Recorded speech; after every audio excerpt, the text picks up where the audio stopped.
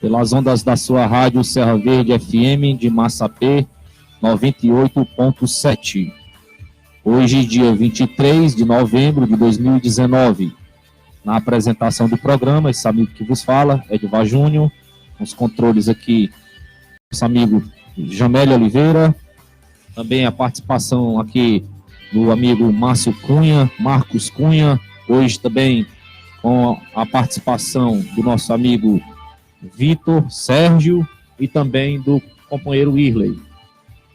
Abraçar aqui o nosso amigo também, o Bruno Fredinho, Hugo Fredinho. Hoje eu não viria apresentar o programa, mas resolvi, de última hora, graças a Deus, tive uma melhora e resolvi apresentar o programa hoje, que vai ficar na minha mediação hoje, mas que vai ser utilizado pelos companheiros aqui que aqui estão. Bom, meus prezados ouvintes, aqui na sintonia do nosso programa, hoje, sabadão, né? Final da Libertadores aí, os torcedores do Flamengo aí já na ansiedade já para o jogo, a partir das 5 da tarde, Flamengo e River Plate, direto do Monumental de Nunes, é isso, no Peru? É isso, galera? Tem algum... o Márcio aqui é flamenguista, aqui já tá todo aqui preparado também. Cuidado, Márcio, é isso mesmo.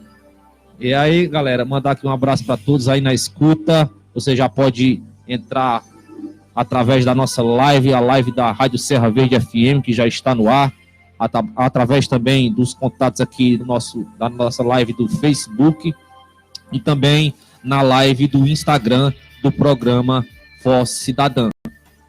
Bem, pessoal, como havíamos combinado aqui no decorrer da semana, o programa de hoje, a pauta central do nosso programa de hoje será em alusão ao Dia da Consciência Negra, que foi agora no dia 20 do mês de novembro agora, e nós vamos hoje, a nossa temática hoje vai girar em torno do tema da consciência negra. Vamos abordar aqui os temas, também aqui com a participação do amigo Vitor Sérgio, do Irley e do Jamel e dos demais companheiros aqui.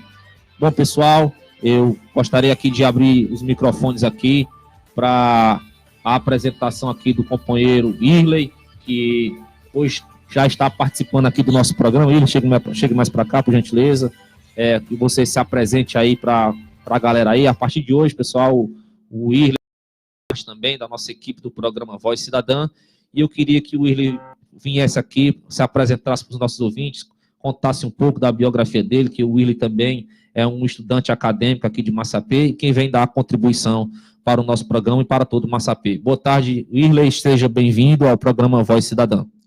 Boa tarde a todos. Como o companheiro já me apresentou, meu nome é Irley. Tá dando certo aqui? Tá certo. Isso, tá certo. Sou estudante de Direito, estudo ali na Universidade Estadual Vale do Acaraú, e meu propósito é basicamente contribuir para o debate que é aqui feito em questões relacionadas aos direitos humanos, relacionadas à política, à própria atualidade e à conjuntura econômica e social do nosso país. Perfeito. Companheiro Irley, no decorrer do programa a gente vai tocar no tema aqui da consciência negra, e aí nós gostaríamos de ouvir o seu comentário aqui também, participando conosco, para os nossos ouvintes ficarem mais situados. Nós vamos hoje falarmos sobre o tema da consciência negra. E gostaria de abrir aqui esse debate hoje, chamando aqui a fala também do amigo Vitor Sérgio, que hoje, graças a Deus, pôde vir. Sábado passado, infelizmente, ele esteve ausente do programa. Seja bem-vindo novamente, Vitor. Dê sua boa tarde aí para os nossos ouvintes. Tudo bem? Como é que tá, meu irmão?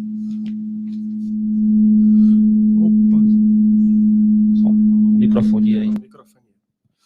Boa tarde, ouvinte massapense. Hoje nós trazemos o tema da consciência negra, né? Estamos dia 20 de novembro, dia da consciência negra, e essa semana ela é toda pautada com essa temática. Então a gente trouxe aqui para os ouvintes questões relativas sobre racismo estrutural, sobre principalmente o problema da desigualdade racial, que é muito acentuada no nosso país. Então, devido a essa data, né, que preza pela reflexão sobre, principalmente, a nossa formação histórico-social, né, Brasil que formado principalmente no escravismo, no latifúndio e na grande propriedade.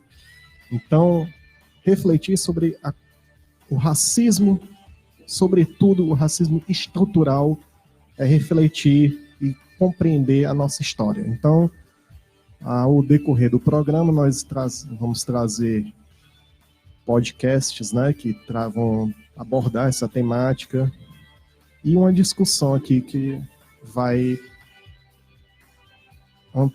andar aqui por entre nossos componentes do programa, né? Entre eu, o Edvar, o Jameli, o Márcio, todos que estão aqui, a gente vai tratar dessa discussão.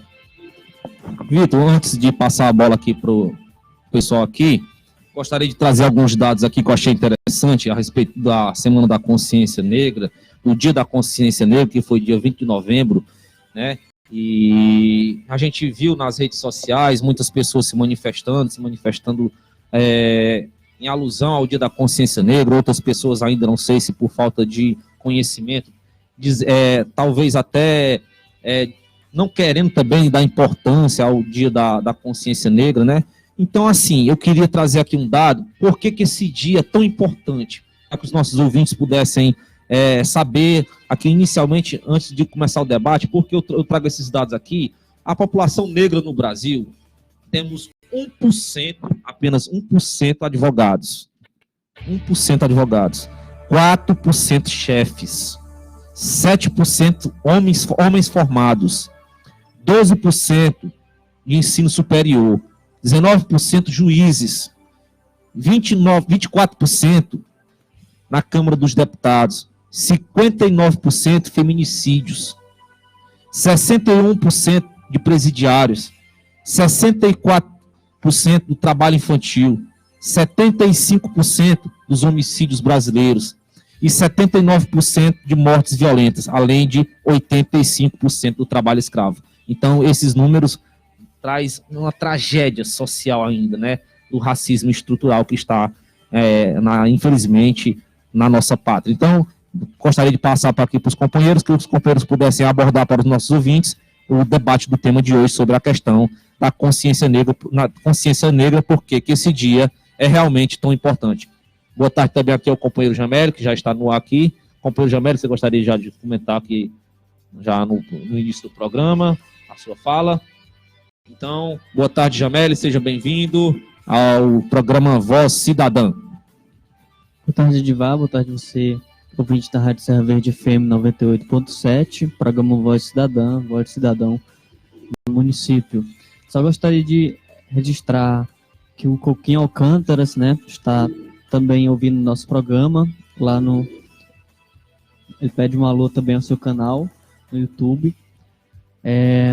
Também um abraço para Mauro Silva, Sabino Salles, Joaquim, Ismael, Neuzinha Rodrigues e Amadeu Albuquerque também, que está nos ouvindo, Weber Lima, Juca Branco, Ednedo Pereira, todos esses na live do Facebook da Rádio Serra Verde FM.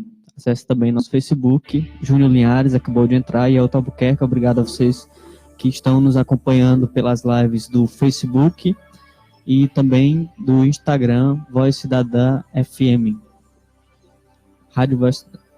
Programa Voz Cidadã, Rádio Serra Verde FM. Muito bem, vamos continuar com nossa discussão agora com o Vitor. Ouvinte. Bem, como o companheiro Edvar ele falou, né, tem muitas pessoas que questionam sobre a importância do Dia da Consciência Negra, né, tem a turma da consciência humana que fala, a gente não tem que ter consciência negra, tem que ter consciência humana. Então, a gente está falando em racismo estrutural e o ouvinte deve estar se perguntando, mas o que é racismo estrutural, né? Primeiramente que a gente tem uma diferença entre um aspecto conjuntural da sociedade e um aspecto estrutural, certo? Um aspecto conjuntural é aquela coisa circunstancial que está permeando a sociedade naquele dado momento, naquela dada, por exemplo, a gente atualmente vive uma situação aqui na América Latina, né, movimentos, manifestações, né, que são conjunturais, né, dado a conjuntura que socioeconômica desses países, o Chile, né, a Bolívia, entre outros, né, a conjuntura política e econômica, esses países eles vêm tendo essas manifestações, esses movimentos que a gente costuma denominar de conjunturais, certo? São movimentos, manifestações que estão ocorrendo dadas situações circunstanciais. O racismo no Brasil, ele é tido como estrutural. Por quê? Porque quem está na live vai observar que eu estou com um livro aqui próximo a mim. Esse livro é de um sociólogo chamado Gessé Souza, né? E ele afirma que a escravidão ela é a semente de toda a sociabilidade brasileira. Então, aqui no Brasil, a gente viu certas teorias totalizantes, né, que dominaram o pensamento de grande parte da população brasileira, que, de uma certa forma, colocam o brasileiro como vira-lata, né? Essa questão do jeitinho brasileiro, de dizer que o brasileiro ele é emotivo, certo? Então, são teorias que colocam e desconsideram o racismo, que é um dos elementos fundantes do nosso país, né? Eu vou fazer uma leitura aqui de um trecho desse livro que vai clarear bem essa questão, né? Ele afirma o seguinte: no Brasil, desde o ano zero, a instituição que englobava todas as outras era a escravidão. O Gessé Souza, ele coloca ano zero referindo-se a o ano de descobrimento aqui do Brasil, certo? Ele não coloca 1500, ele coloca ano zero. E essas teorias que colocam o brasileiro como vira-lata, que são as teorias que ele critica, põe o Brasil aqui como se fosse uma continuidade de Portugal, certo? Então, Portugal, que era um país que nem existia escravidão, ou era uma coisa, como ele coloca aqui, a não ser de modo muito tópico e passageiro. Porém, nossa forma de família, de economia, de política e de justiça foi toda baseada na escravidão. Mas nossa autointerpretação dominante nos vê como continuidade perfeita de uma sociedade que jamais conheceu a escravidão, a não ser de modo muito datado e localizado. Então, o Dia da Consciência Negra, a gente coloca como uma coisa de suma importância justamente por isso. E por que é tão questionado? Então, a gente vê que esses questionamentos, eles não vêm de um acaso. Eles têm toda uma raiz, certo? Uma visão ideológica, que essas teorias que colocam o brasileiro, né, como um vira-lata, como o Brasil, uma espécie de continuidade de Portugal na sua formação histórica. Então, todos esses elementos, eles precisam ser desconstruídos para que a gente entenda, sobretudo, como é que se constitui a nossa desigualdade e os nossos problemas contemporâneos. Se a gente não conhece o nosso passado e a gente omite esses elementos, nós nunca vamos sair dessa situação que nos encontramos.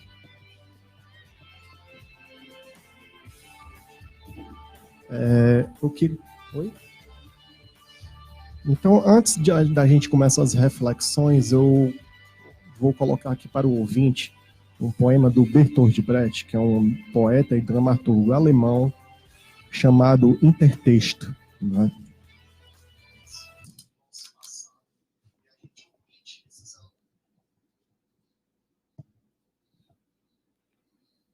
Achou? Está escrito o quê? É isso aí.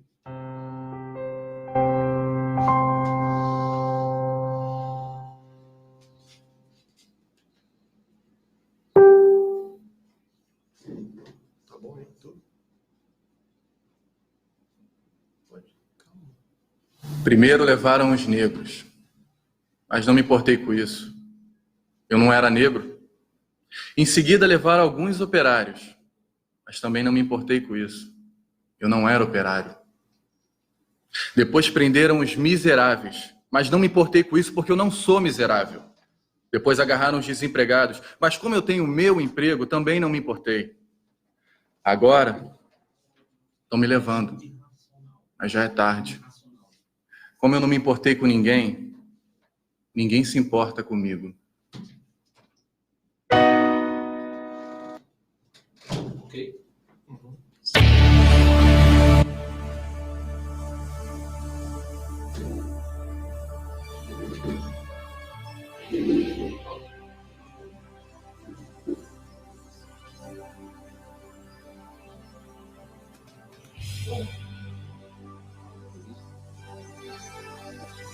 Bem, nossos ouvintes aqui na escuta, programa Voz Cidadã no Ar. Gostaríamos aqui também de trazer aqui ao debate a voz, a fala do companheiro Irley, que vai também abordar sobre o tema de hoje, e logo em seguida traremos a fala também, os comentários do nosso amigo Marcos Cunha, que também vai falar sobre a questão do Dia da Consciência Negra. Boa tarde novamente, Irley. Boa tarde. Tentarei não ser muito técnico, mas é preciso ficar claro que racismo existe no país. Há quem diga que não existe, há quem diga que um país como o Brasil não existe racismo pela nossa própria formação da nossa etnia, enfim. Mas há uma ideia divulgada pelo senso comum de que, por exemplo, ações afirmativas, como cotas, é algo prejudicial, é algo que não deve existir, é algo que incentiva práticas racistas. Isso é um absurdo. Isso é um absurdo. O racismo existe, um reflexo disso é a lei majoritariamente pune pessoas negras. Basta olhar o reflexo, um dos reflexos da escravidão é o nosso sistema penitenciário. A maior parte das pessoas são negras, são pessoas que não têm uma condenação definitiva, não têm uma condenação transitada e julgado, e, além disso, a perspectiva de ressocialização, por exemplo, é mínima. Então, nós possuímos uma Constituição que, em seu artigo 4 diz que um dos princípios da ordem internacional é o repúdio ao racismo. No artigo 5º, a Constituição diz: o racismo constitui crime inafiançável e imprescritível. Mas a Constituição já está com mais de 30 anos e ainda assim nós vivemos na sociedade. Mas por que isso acontece? Isso acontece porque, evidentemente, o processo político não se desenvolveu para combater o racismo. Ele nem se desenvolveu para combater o racismo e nós, por exemplo, nós temos um sistema de justiça basicamente composto de pessoas brancas. Isso é um exemplo de que a oportunidade nunca foi igual para as pessoas brancas e para as pessoas negras. Analisando a questão assim de forma mais profunda, nós percebemos que algumas situações interessantes. Vejam, existe uma tentativa do ministro Sérgio Moro, ministro de Estado, que é um pacote anticrime, que é aprovar um excludente de ilicitude que favorece que policiais cometam crimes contra as pessoas, que numa suposta legítima defesa eles possam se exceder. Isso lembra o que ocorreu com a menina Agatha Félix, lá no Rio de Janeiro. Uma operação mal organizada, mal arquitetada, levou àquela tragédia. Então, assim, já trazendo também aquela questão que nós tínhamos combinado de conversar um pouco, a respeito do novo projeto do Bolsonaro, de em certas operações decretadas por ele, os militares que praticarem esses crimes, eles serão isentos de pena. Eles não cometerão crime porque eles estariam agindo no excludente de ilicitude. E quando nós analisamos e percebemos que essas operações se dão principalmente em favelas e em morros, a gente percebe que uma decorrência possível de um projeto desse nada mais é do que exterminar a população negra e pobre. Acaba sendo uma consequência.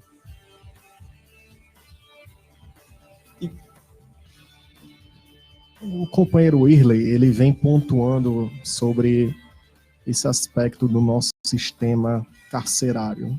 E o sistema carcerário, ele é uma instituição. Então, assim, a gente observa como o racismo, ele está presente nas diversas instituições do nosso país, seja no judiciário, seja no sistema penitenciário. Então, a gente que está pautando essa discussão sobre o racismo estrutural, a gente observa como, por exemplo, ele se manifesta. Eu vou trazer posteriormente, aqui no decorrer do programa, um áudio do filósofo Silvio Luiz de Almeida, onde ele aborda o racismo estrutural. E um exemplo interessante que ele coloca é questão do nosso sistema tributário, certo? Porque se a gente analisar a nossa pirâmide social, a gente sabe que no quesito renda, né, as mulheres ganham menos que os homens, e se tratando da desigualdade racial no quesito renda, os negros ganham menos do que os brancos. Então, quem é que está na base da pirâmide social seguindo essa lógica? As mulheres negras, certo?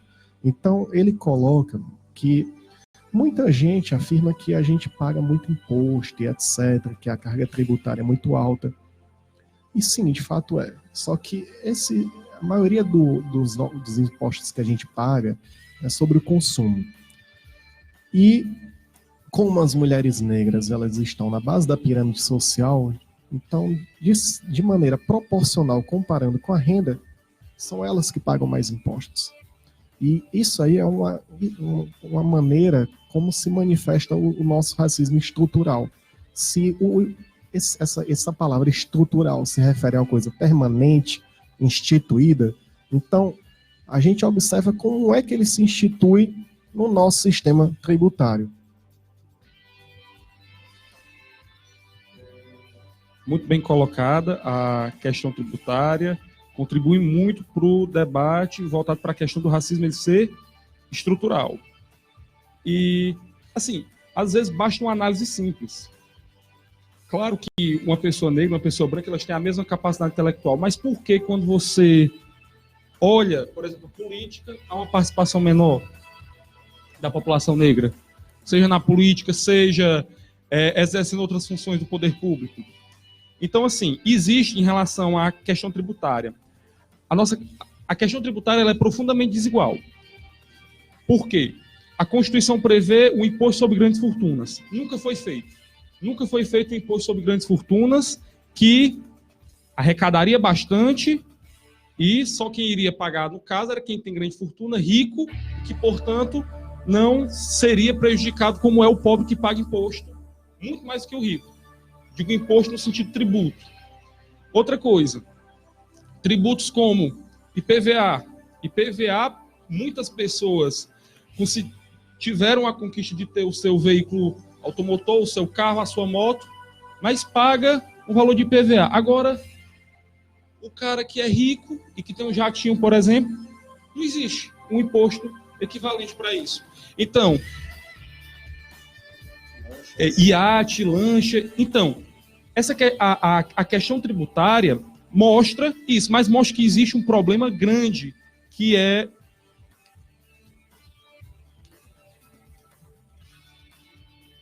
mas mostra que a questão ela é muito mais complexa do que é tratado por um político que diz que não existe racismo, enfim.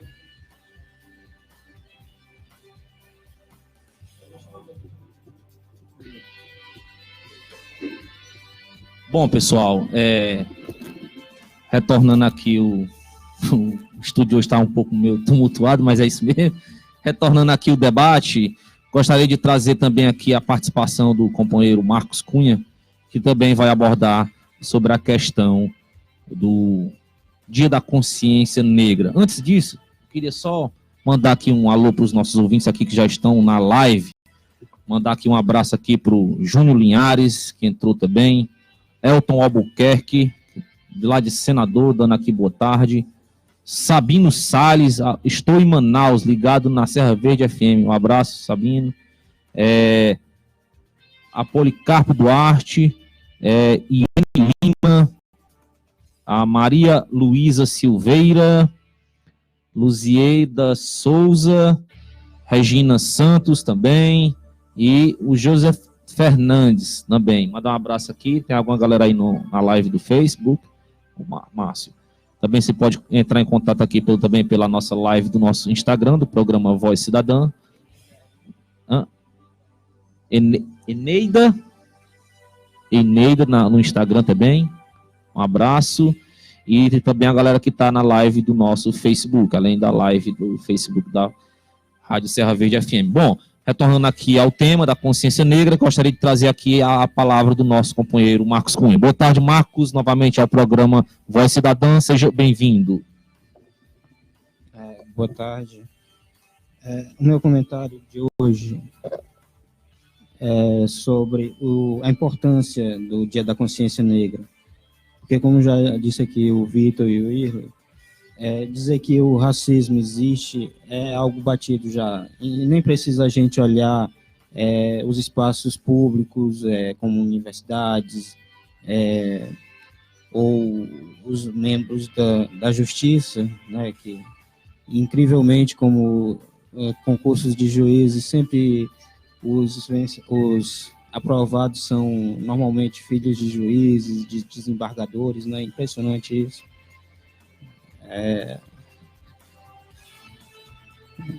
Mas o racismo não se apresenta só aí, se apresenta na casa mesmo da gente, como, por exemplo, no meu caso, eu já tive parentes meus que disseram frases absurdas como preto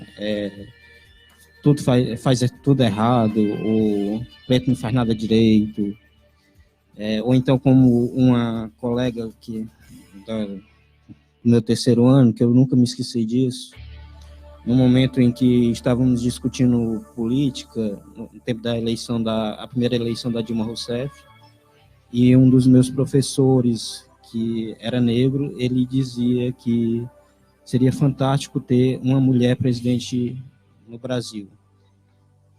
Eu, na época, meio besta, achava que ainda seria melhor uma mulher negra do Acre, filho de cearense.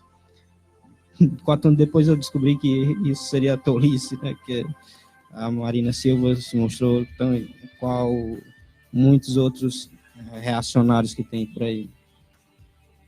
Mas ela, vendo o comentário do professor, chegou no meu ouvido, essa que era muito amiga minha na época, e disse que o professor provava que negro não tinha alma. Depois daquele dia, obviamente, nunca mais falei com ela, mas isso nunca saiu da minha cabeça, assim. É algo muito forte ver o racismo assim tão cara a cara com a gente.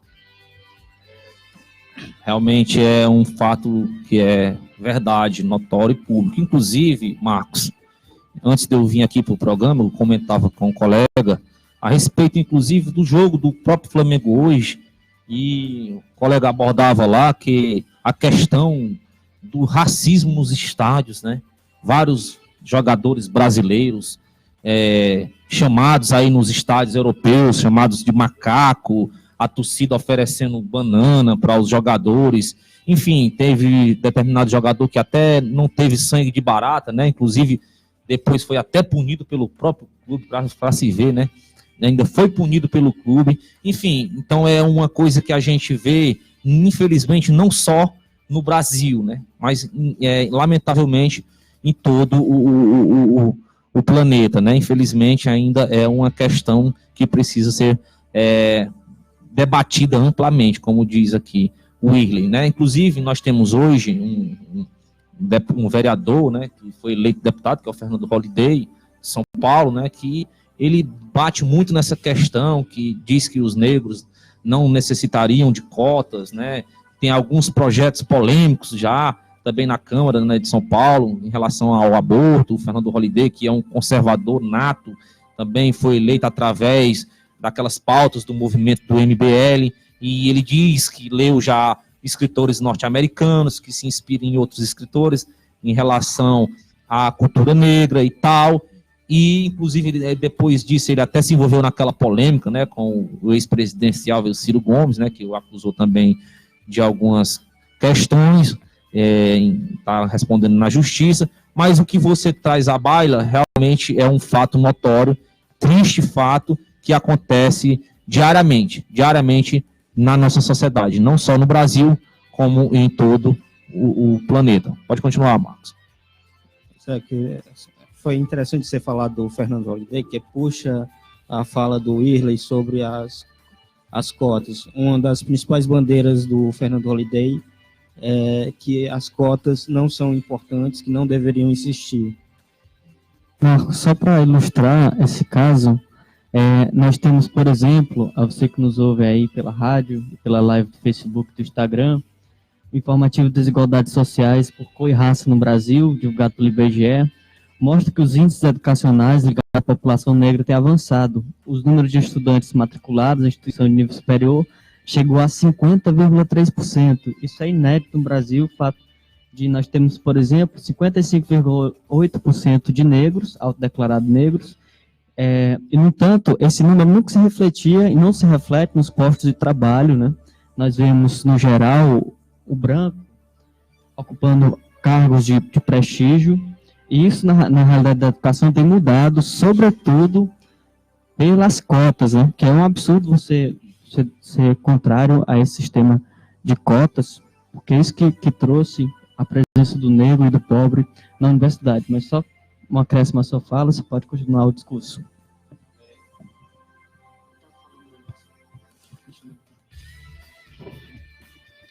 Então, voltando, as cotas raciais. Eu queria ter trazido aqui também, mas não daria tempo de qualquer forma de ler o artigo do professor Kabengele Munanza. Ele é um professor da USP, que ele fala que o racismo é até pior do que apenas o estrutural, o conjuntural e o racismo propriamente de secção, como aconteceu na África do Sul e ainda existe nos Estados Unidos até hoje, com bairros de negros e bairros de brancos. Você pode repetir, por gentileza, Marcos? O nome do professor? Sim. É Kabengele Munanza. Isso. Munanza ou Munanga? Agora, mas acho que é Munanza mesmo. Esse professor, ele fala que ele teve uma infância complicada, ele era do Congo, e o Congo, que na época era o Congo belga, atualmente República Democrática do Congo. E neste país, os negros, eles são ensinados que têm uma estrutura educacional muito inferior ao dos brancos. Coincidentemente, que aqui no Brasil também é muito parecido, né?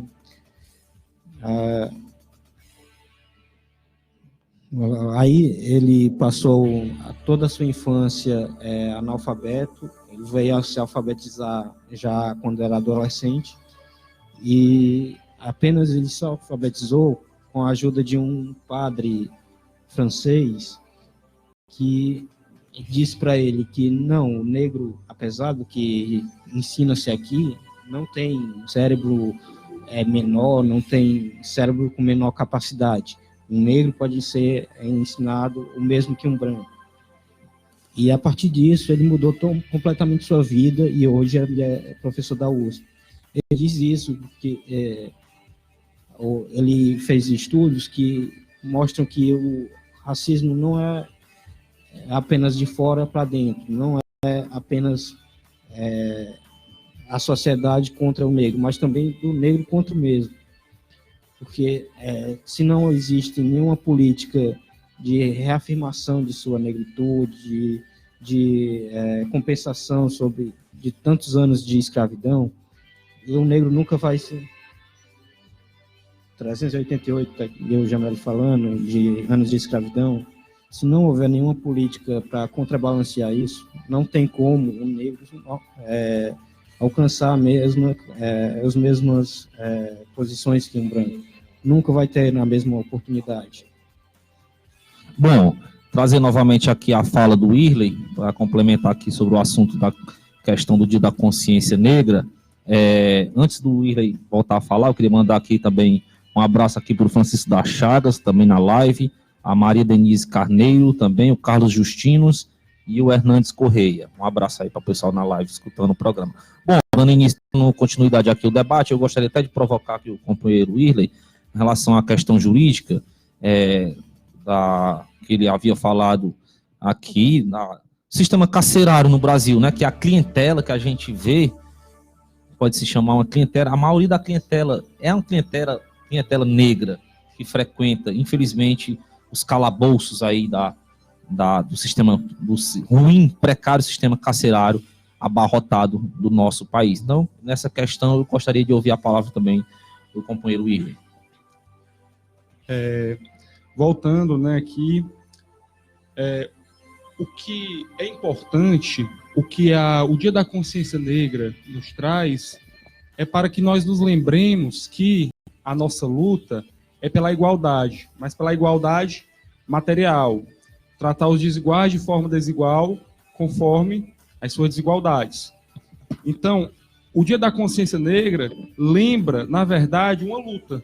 Lembra uma luta que deve continuar sendo empreendida e que não pode ser ofuscada por conta de movimentos reacionários, de atitudes como a do Fernando Holliday, que, embora ele seja negro, ele desconsidera toda a nossa formação histórica. Após a escravidão, qual foi a alternativa, qual foi a medida implementada pelo governo em relação a todas aquelas pessoas que não tinham onde viver? E isso não é um fenômeno exclusivamente brasileiro. Até mesmo após a Revolução Francesa, quando se criou a ideia de igualdade do homem, iluminismo, humanismo, ainda assim, naquela época, algumas pessoas foram jogadas para viver na miséria. A ideia do trabalho livre, a questão de não existir o Estado não intervir para proteger as pessoas nas suas relações, criou o quê? Existiam trabalhadores que trabalhavam cerca de 14 horas, 18 horas por dia em fábricas. É nesse sentido que deve ser inserido o debate, no sentido de que o Estado precisa atuar, é preciso, não só o Estado, como também o que nós estamos fazendo é fundamental, a conscientização de todas as pessoas, mas me atendo à provocação que você fez em relação propriamente ao sistema carcerário. Sim, é um dado trágico e as falhas do sistema carcerário, a forma... Se você pegar a lei de execução penal, que é a lei que regula o cumprimento da pena, você tem vontade de rir de como não tem nada daquilo é assegurado. Não é assegurado a oportunidade de trabalho, porque trabalho, de acordo com a lei de execução penal, é um dever e um direito. Ressocialização pífia que é feita na prática, totalmente ineficaz. Exatamente. E, além disso, temos a questão das superlotações. E há quem defenda, por exemplo, pena de morte, ainda no país.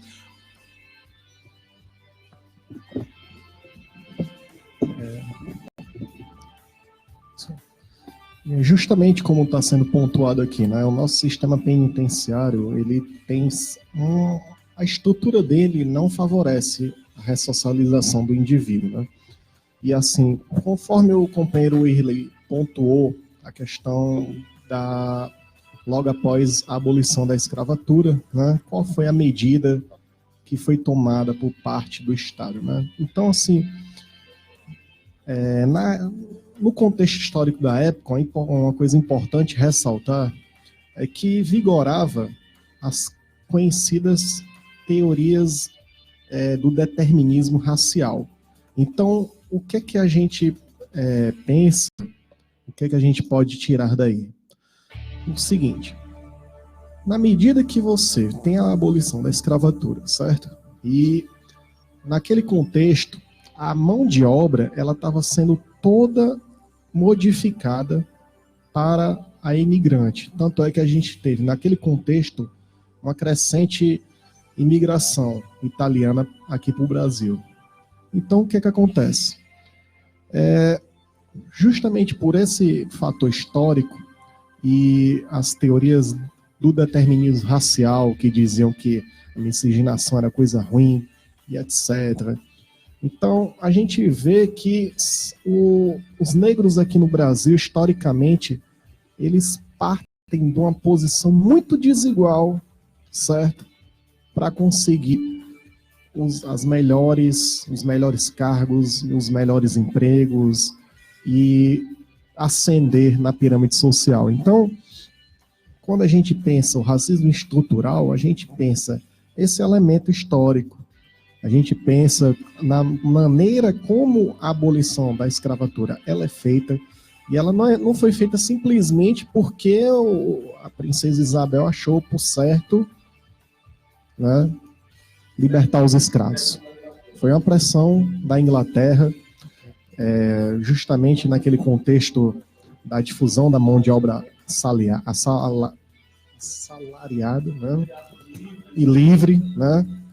Então, assim, a gente tem todos os elementos que, quando a gente olha para a nossa história, a gente faz pensar, né? Como é que se estruturou, né? Como é que se organizou o racismo estrutural no Brasil. Então, o racismo estrutural, ele é um elemento que faz, quando a gente compreende, a gente consegue ter uma noção de como é que essa desigualdade racial, que é uma das nossas desigualdades sociais, como é que ela se manifesta, como é que ela se organiza, como é que ela é produzida.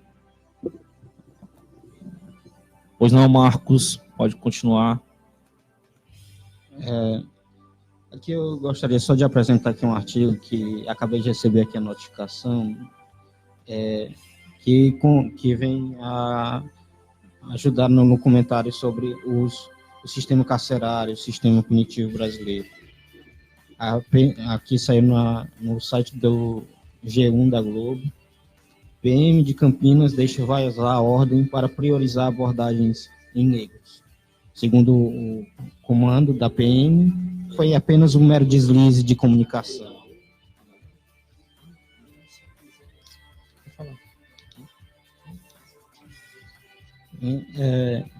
A ordem do capitão pede para intensificar o policiamento nas ruas próximas ao Colégio do Liceu, em Campinas, aos sábados, de 11 às 2 horas, focando em abordagens de transeuntes de cor de pele parda ou negra, entre 18 e 25 anos. Isso mostra como é o nosso sistema punitivo, como é racista, de fato. Um absurdo desse, o comandante da Polícia Militar apenas diz que é um mero deslize de comunicação. Bem mais que isso, na verdade. Bom, meus amigos, eu gostaria aqui de mandar um alô aqui pro meu irmão João Antônio aí na escuta. Um abraço aí, João, já nosso ouvinte aqui, cadeira cativa. O João disse, rapaz, toda vez eu entro na live, tu não diz meu nome, cara. Um abraço aí pro João, era para estar aqui também nos estúdios. Joãozinho da Baú, o maior canal do YouTube de Massapê é do meu irmão, Joãozinho da Baú. Vocês sabiam disso? 40 mil seguidores, ele tem mais de 40 mil seguidores, Joãozinho da Baú. Música de vaqueiro lá, pode olhar aí, adiciona, é o maior canal do YouTube de Massapê. Um abraço aí, Joãozinho da Baú, meu irmão, te amo, um abraço, meu irmão. Bom, pessoal, continuando aqui o debate, a gente vai trazer também aqui a fala do amigo William e depois vamos trazer aqui mais 2 podcasts em relação ao racismo, só um podcast aqui em relação ao racismo no Brasil. Seja bem-vindo novamente, William. Interessante o que o colega Marcos comentou, junto com o Sérgio, foi a questão, o Sérgio comentou sobre as doutrinas voltadas para o determinismo, seja o darwinismo social, a eugenia, todas as teorias que existiam, e o dado apresentado mostra que há, na mentalidade da população brasileira ainda, um perfil de um criminoso, de como é esse criminoso, de como ele se veste, de qual a cor da pele. Sim. Inclusive, bem lembrado, lá por volta do século XVIII, XIX, existia a ideia de que o criminoso, ele nascia daquele jeito, ele tinha aquelas características. Cesare Lombroso fez diversos estudos, ele chegou a traçar como era o criminoso nato. Além disso, tinha os estudos da frenologia, de que o crânio, ele tinha um certo... O crânio do criminoso era diferente do crânio do que não era criminoso, e nisso já associaram a questão da etnia, Questão da orelha, cor da né? pele. Sim, exatamente. Tem um filme do Tarantino, que é o Django, que mostra o cara, ele pega o personagem, né, que é do Leonardo DiCaprio, ele pega o crânio de um escravo, que ele diz que ali era um escravo fiel, e mostra, esse crânio é diferente desse, como se houvesse essa diferença de raça. Hoje em dia é dito questão de raça mesmo por questão de ser comum, mas é uma questão de etnia, não é raça. Raça só existe uma, que é a raça humana. Só existe a raça humana. Existem etnias. E é preciso que isso seja respeitado. Agora, enquanto a população mantiver essa ideia de que o criminoso ele tem um certo perfil, ele se vê de certa forma, de outra forma, o que há, na verdade, e a criminologia crítica explica isso, é o etiquetamento social. O etiquetamento, criminoso é isso, criminoso é isso. Predisposição ao crime. Exatamente. É esse cara aqui que nós vamos punir. É esse cara aqui que nós vamos prender. Ou seja, após a abolição da escravidão, acontecia muito de uma política higienista da parte do poder público, principalmente com os menores. Os menores que viviam em situação de rua, pedindo dinheiro, às vezes praticando atos infracionais, o que é que o Estado fazia? Recolhia em casas de internação de péssima qualidade, afastava da família. E tudo isso foi sendo ignorado, e nosso Estado, que sempre por trás deles teve uma elite, e é até pertinente aquela discussão que a gente teve na universidade a respeito de que a nossa burguesia é diferente da burguesia que se formou na França, na Inglaterra, aquela burguesia que luta pelos direitos civis do homem, direitos políticos, pela igualdade. Né? Aquela burguesia, ela existe lá. A nossa burguesia aqui foi o que a oligarquia se transformou. É o que os senhores de terras eram, e eles continuaram se mantendo no poder. É isso que acontece, e é importante não se enganar e lançar uma luz de razão. O programa de hoje é uma luz de razão, talvez até caso algum ouvinte, por exemplo, acredite que não existe racismo, ou que cota significa preconceito. Como é que você vai dizer, não, branco e negro é igual? Como é que você vai simplesmente considerar isso quando o negro passou por mais de 500 anos de escravidão? Quase isso, né? Perfeito. Ou não, Vitor? Pronto.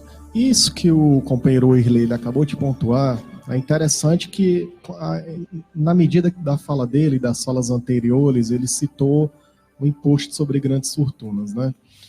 Que é uma coisa que fica lá engavetada no Congresso, não vai para frente, e a Constituição ela prevê isso, né? Correto? Então, assim, por que isso não acontece aqui no Brasil? Então, como a gente está colocando, a nossa burguesia, um livro interessante é o do Florestan Fernandes, Revolução Burguesa no Brasil, que ela é um desmembramento da oligarquia. Ou seja, quando a gente olha para a nossa história, principalmente quando começa o processo de industrialização, ali a crise de 29, e daí esse pessoal, os fazendeiros, donos das grandes plantações de café, vem a oportunidade, né, uma nova possibilidade de ganho. Dali a gente tem o início do nosso processo de industrialização, a partir do que se chama de processo de substituições de importação. Então, na medida que a nossa burguesia ele tem esse aspecto, diferentemente da francesa, por exemplo, que nasce com aqueles ideais de liberdade, igualdade, fraternidade, já daqui ela, por exemplo, se ela é um desmembramento da oligarquia, e a oligarquia ela é intrinsecamente relacionada a esse processo da escravidão, então quando você tem a abolição, você apenas, digamos assim, libertou de uma maneira formal, né? Só no papel. Você deixou de ter escravos, mas você tem o que se chama hoje da ralé, de subcidadãos. Porque o que é o racismo, assim, na sua essência? É você ter cidadãos de primeira categoria e de segunda categoria. Então, no Brasil, o cidadão de segunda categoria é essa ralé, que depois da nossa abolição, a gente tem, né, a partir, principalmente, esse motor propulsor, que é a nossa formação histórica,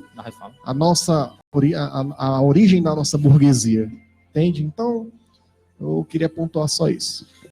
Bom, meus queridos ouvintes, para encerrar o debate, você teria algo mais para acrescentar? Nós estamos a 15 horas e 54 minutos, o pessoal aqui já ansioso, o Márcio Cunha, para assistir aqui a vitória do Flamengo, jogo do Flamengo aí, e os nossos ouvintes aí, nós vamos soltar aqui um podcast e logo em seguida também mais uma música de fundo. Pois não? Somente assim, gostaria de agradecer, a primeira vez que eu estou aqui fazendo parte do programa, eu fiquei meio tímido no começo, mas com o tempo eu vim me soltando mais, e é importante assim, uma indicação, a literatura, por exemplo, mostra muito, eu gosto da literatura porque ela mostra a sociedade brasileira de uma forma que, enfim, muitas vezes os dados técnicos, as matérias jornalistas não mostram.